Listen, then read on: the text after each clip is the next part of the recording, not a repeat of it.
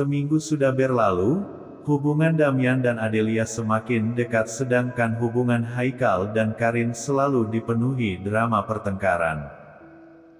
Beberapa hari lalu Karin sudah keluar dari rumah sakit, dia masih terlihat kesal pada Haikal hingga dia selalu menyalahkan Haikal dengan apa yang menimpanya. "Rin, sudahlah, semua sudah terjadi, kamu kan masih bisa hamil lagi pula kita punya Satria, Rin. Fokus saja dulu mengurus Satria," ujar Haikal memberikan pengertian pada Karin. "Segampang itu jawabanmu, Mas. Aku yang merasa kehilangan, merasakan sakit. Aku yang menginginkan anak itu, Mas," pekik Karin. Karin bermaksud, jika Haikal memiliki banyak anak darinya sudah pasti Haikal akan mendapatkan banyak warisan dari orang tuanya, tanpa Karin tahu kalau saat ini keluarga Haikal tak memiliki apa-apa. Karin tahu dengan Damian sebagai Om Haikal, seorang pengusaha sukses. Dia berpikir kekayaan Damian didapat dari perusahaan keluarga dan jelas ada pembagian untuk Pak Heru, papa Haikal. Karin berpikir akan membujuk Haikal untuk meminta hak warisnya nanti setelah anak keduanya lahir. "Aku capek sama kamu, Rin. Kamu terlalu egois," bentak Haikal. "Kamu bilang capek, setelah apa yang aku korbankan untuk kamu capek. Mas, kamu tahu apa yang terjadi jika orang di luar sana tahu kalau aku merebut kamu dari Adele? Mereka akan menghujat aku, Mas. Akan membuli aku dengan sebutan pelakor. Apa kamu pernah berpikir sampai ke situ? Kehidupan aku hancur, Mas." "Hancur," pekik Karin tak terima dengan ucapan Haikal. "Aku mati-matian memberikan kamu keturunan agar kamu dan keluargamu bisa merasakan memiliki anak dan cucu, hal yang tidak akan pernah kamu dapatkan dari Adelia, perempuan mandul itu," bentak Karin. Plak. Satu tamparan kuat dilayangkan Haikal pada Karin, membuat Karin memegang pipinya yang terlihat memerah. Haikal tidak terima jika Karin mengatakan Adelia mandul karena Adelia tidak mandul, dia hanya sedang sakit, hanya saja mamanya yang terus mendesak Haikal untuk menikah lagi. "Kamu nampar aku, Mas. Kamu nampar aku karena perempuan itu," pekik Karin histeris membuat ibunya datang. "Haikal, Karin. Kenapa lagi kalian? Kepala ibu pusing melihat kalian selalu bertengkar di rumah ini. Lama-lama tinggal di sini bisa stres ibu." "Bu, lelaki ini beraninya menamparkanku." "Aduh Karin, keluar kamu, Mas, keluar," bentak Karin. "Ini rumahku, tidak sepantasnya kamu mengusirku," balas Haikal. "Apa kamu lupa kita punya Satria? Rumah ini jelas untuk Satria, bukan kamu ataupun aku." "Keluar kamu!" teriak Karin kuat. "Rin, kamu gila. Kamu yang gila, Mas. Aku benci kamu. Kamu beraninya berbuat kasar kepadaku." Haikal keluar dulu, biarkan Karin tenang. Mungkin dia masih syok karena kehilangan anaknya. "Lebih baik kamu mengalah dan jangan bertindak kasar padanya," ujar Bu Warsi. Haikal segera pergi, kepalanya semakin pusing menghadapi tingkah Karin yang makin hari semakin menjadi-jadi. "Del, sepertinya kita harus segera mempersiapkan segala keperluan pernikahan kita," ujar Damian. "Apa kita harus buat pesta besar, Om?" tanya Adele.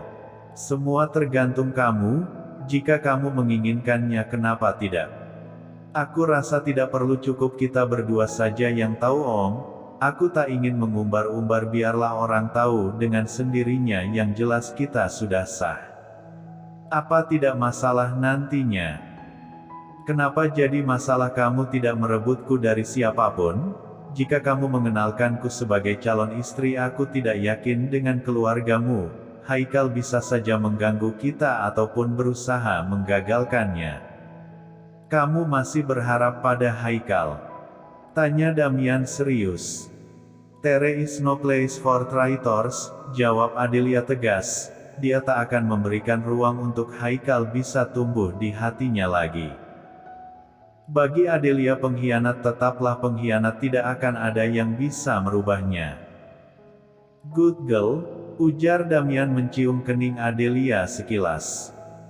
Mereka lelaki dan perempuan dewasa pasti butuh akan sentuhan. Terkadang Damian tak tahan untuk tidak mencium Adelia. Jika itu masih tahapan wajar, Adelia tak mempermasalahkannya.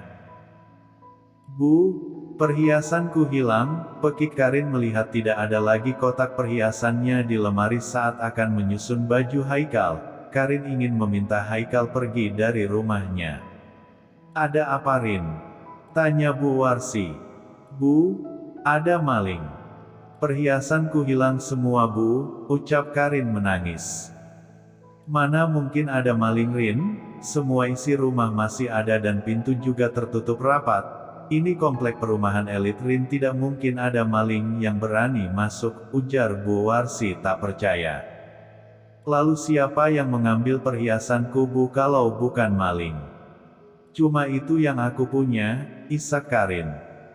Coba tanya pada Haikal dulu, Rin, mungkin dia yang menyimpannya karena cuma dia yang bisa masuk ke dalam kamar ini bebas. Iya, Mas Haikal, pasti dia pelakunya, Bu, gumam Karin mengusap air matanya dan mengambil ponsel untuk menghubungi Haikal. Tut, tidak ada jawaban dari Haikal membuat Karin bertambah kesal. Bu, bagaimana kalau perhiasannya dijual sama Mas Haikal? Jika itu terjadi aku minta cerai, Bu. Aku nggak ikhlas Mas Haikal menjual barangku. Has, jangan sembarang bicara, Rin. Kamu baru saja keguguran, tidak baik berprasangka buruk pada suami sendiri. Aku bisa cari suami lebih kaya lagi, Bu, daripada dia. Aku nggak mau kalau hidup melarat sama Mas Haikal. Rumah ini akan aku minta untuk Satria, jawab Karin. Kepala ibu bertambah pusing melihat kalian terus-menerus bertengkar, Rin. Bisa stres ibu, ujar Bu Warsi pergi dari kamar Karin. Awas saja kamu pulang, Mas. Aku minta ganti 2 kali lipat perhiasanku. Kalau kamu tidak mampu silahkan pergi dari rumah ini. Aku bukan tempat singgah lelaki kere sepertimu, umpat Karin kesal. Mau yang itu, Mbak, tunjuk Adele pada salah satu cincin berlian. Saat ini Damian sedang menemani calon istrinya ini belanja untuk keperluan pernikahan mereka. Om, gimana yang ini cantik? Tanya Adele. Cantik. Salah satu pelayan toko melihat Adele tersenyum mengenakan cincin berliannya lalu beralih menatap Damian. Apa mereka om dan keponakan kalau sugar baby? Sepertinya tidak mungkin, usia mereka tidak terpaut jauh, Damian juga tidak tua. Mau yang ini ya, Mbak, pinta Adele. Ambil 1 set saja, Del, biar serasi, ujar Damian dan diangguki Adele. Mbak, saya mau 1 set ya, pinta Adele. Beruntung sekali memiliki om seperti Anda, Tuan sangat baik kepada keponakannya, ucap sang pelayan tersenyum. Dia bukan keponakan saya, tapi calon istri saya, tegas Damian membuat Adelia tertawa geli dan sang pelayan menutup mulutnya. Maaf Tuan, maaf, saya tidak tahu. Tidak masalah Mbak, lelaki di samping saya ini tidak pemarah kok, sudah jinak, jawab Adele masih tertawa kecil membuat Damian kesal. Setelah membayar Damian segera keluar, moodnya tiba-tiba berubah karena Adelia hanya tertawa saat pelayan itu menyangka mereka om dan keponakan. Om, jangan marah, bujuk Adele bergelayut manja di lengan Damian. Kamu masih mau belanja? Tanya Damian dengan wajah datar. Masih, jawab Adelia cepat. Aku tidak mau ada panggilan om lagi, Del, membuatku malu, ungkap Damian. Lalu om mau dipanggil apa? Mas. Jangan samakan aku dengan Haikal. Lalu, Adelia gemas sendiri melihat Damian yang tengah merajuk. Jangan pasang wajah cemberut sayang, kamu terlihat lebih galak, ucap Adelia menangkup kedua pipi Damian gemas lalu menciumnya sekilas. Del, sebentar lagi kita akan jadi suami istri, dan jarak kita pun tidak begitu jauh jadi jangan perlakukan aku seperti ommu. Aku calon suamimu, tegas Damian. Oke, maafkan aku om. Sayang aku tidak akan memanggil om lagi, ujar Adele tersenyum membujuk Damian. Ayo belanja lagi, ajak Damian yang moodnya mulai membaik.